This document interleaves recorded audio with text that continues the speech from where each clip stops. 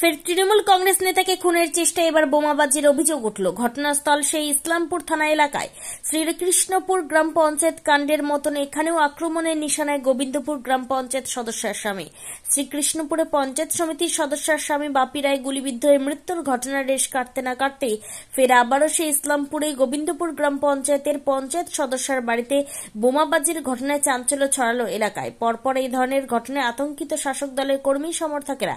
জানা গিয়েছে, রবিবার গভীর রাতে চোপড়া বিধানসভার অন্তর্গত ইসলামপুর থানার গোবিন্দপুর গ্রাম পঞ্চায়েতের সদস্য লাকি পারভিনের বাড়িতে হাজির হয়ে দুষ্কৃতীরা একাধিক বোমা ছোড়ে বলে অভিযোগ। ঘটনায় কোনো ক্রমে প্রাণে বেঁচে যান বলে জানান পঞ্চায়েত সদস্যের স্বামী ফারিয়াদ আলম। খবর পেয়ে রাতেই পুলিশ তার বাড়িতে আসে, কিন্তু বাপি রায়ের খুনের ঘটনায় এখনো পর্যন্ত ইসলামপুরে দুষ্কৃতীরা ধরাছোঁয়ার বাইরে। কাউকেই এখনো গ্রেপ্তার করতে পারেনি পুলিশ। আর তারই মাঝে এই ঘটনায় রীতিমতো তীব্র চাঞ্চল্য ছড়িয়েছে এলাকায়।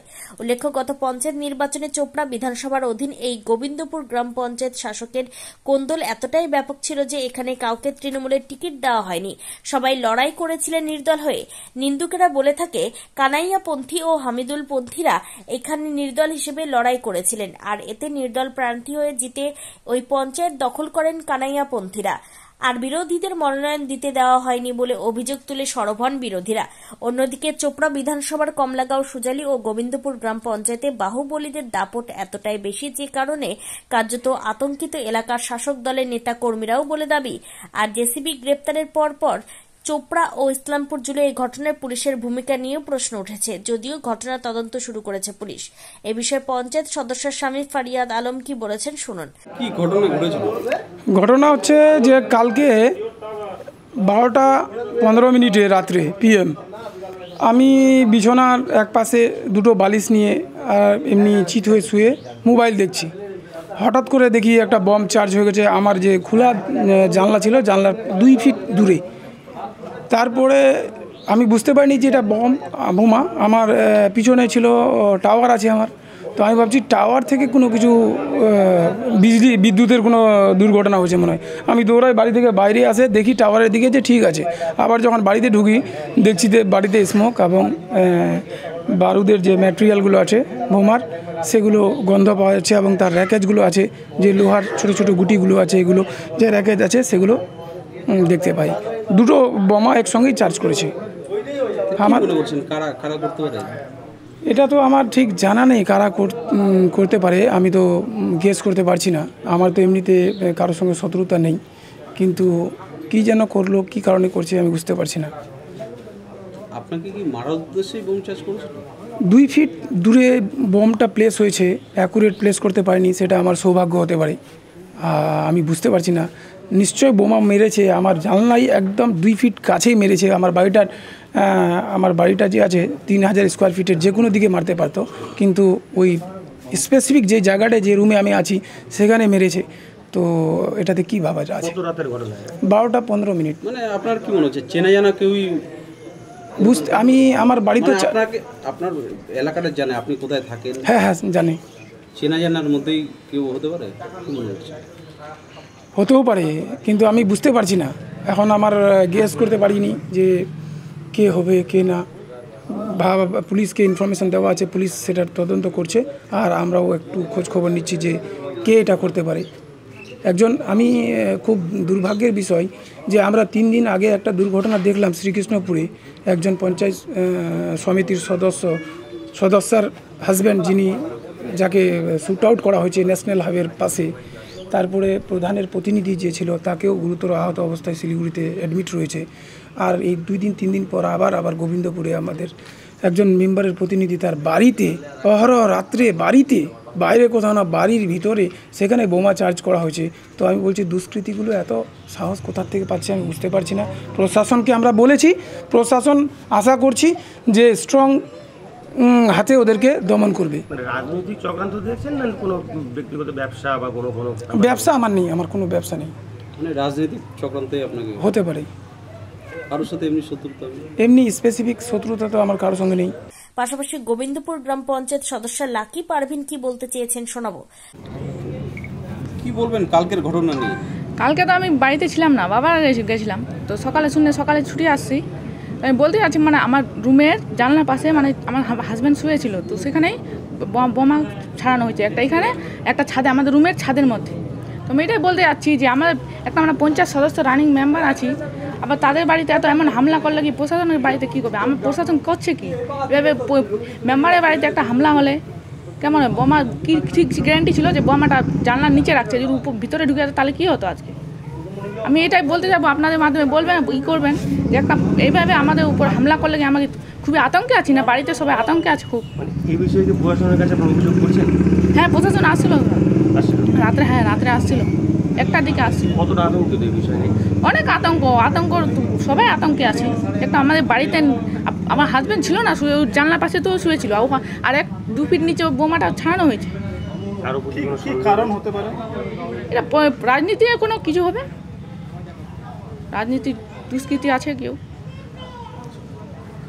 রাজনীতির কারণে এরকম হয়েছে। এরকম তাহলে আর কি কোন কারণ? আমাদের তেমনি তো কোনো ব্যবসা বাণিজ্য নাই, আমরা ব্যবসার মধ্যে কোনো কারোর সঙ্গে আছে নিজের দলের লোকই কি?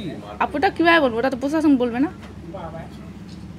গোটা ঘটনাকে আতঙ্কে রয়েছেন আপনারা? হ্যাঁ, আতঙ্কে থাকবো, আতঙ্কে আছি তো। কি চাইছেন আপনারা? আমরা শাস্তি যাচ্ছি, ওদের খুঁজে বার করুক, যে কাজটা করছে ওদের খুঁজে বার করুক প্রশাসন, বার করে যে শাস্তি দাও। এভাবে তো হবে না, আজকে এখানে কালকে ওখানে, এভাবে পরশু দিনে তো একটা দুর্ঘটনা হলো, একটা পঞ্চায়েত সমিতির সদস্যকে প্রতিনিধিকে মারা হলো, আবার আজকে আমাদের বাড়িতে, আবার কালকে আবার কাদের বাড়িতে। এভাবে বলা যায় এটা কে করে, কিন্তু কেন এরকম করে?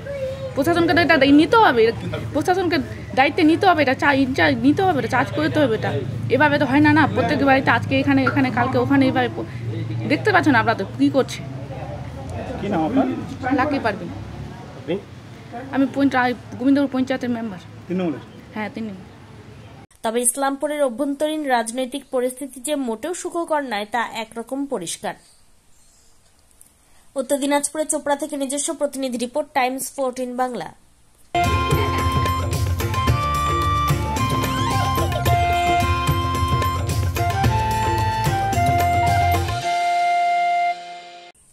ঐশ্বরিক আগমন উদযাপন করুন। স্বর্ণযাত্রা offer Senco gold and diamonds Raiganj.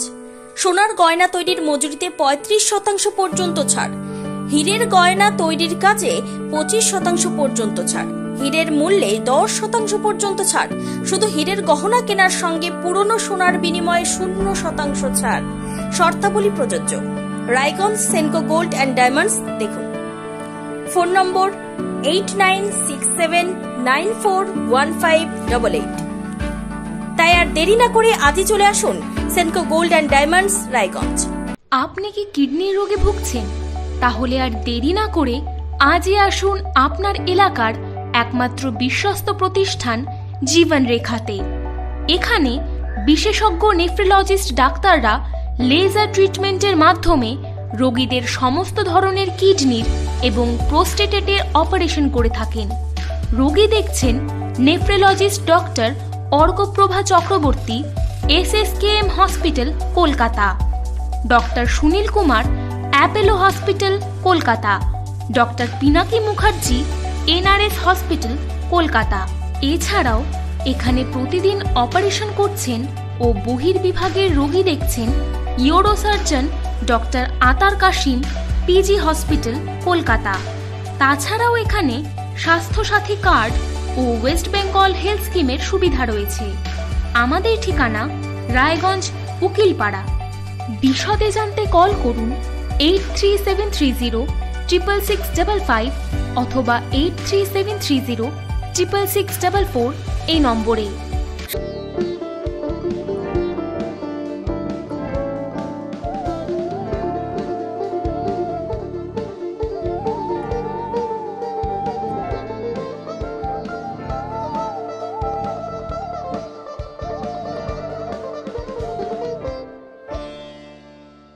আপনি কি চাকরি পরীক্ষার্থী?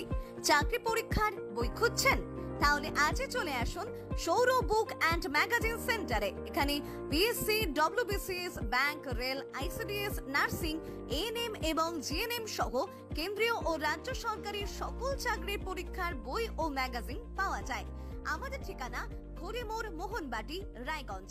বিস্তারিত জানতে যোগাযোগ করুন 9002904090 অথবা 9434347016।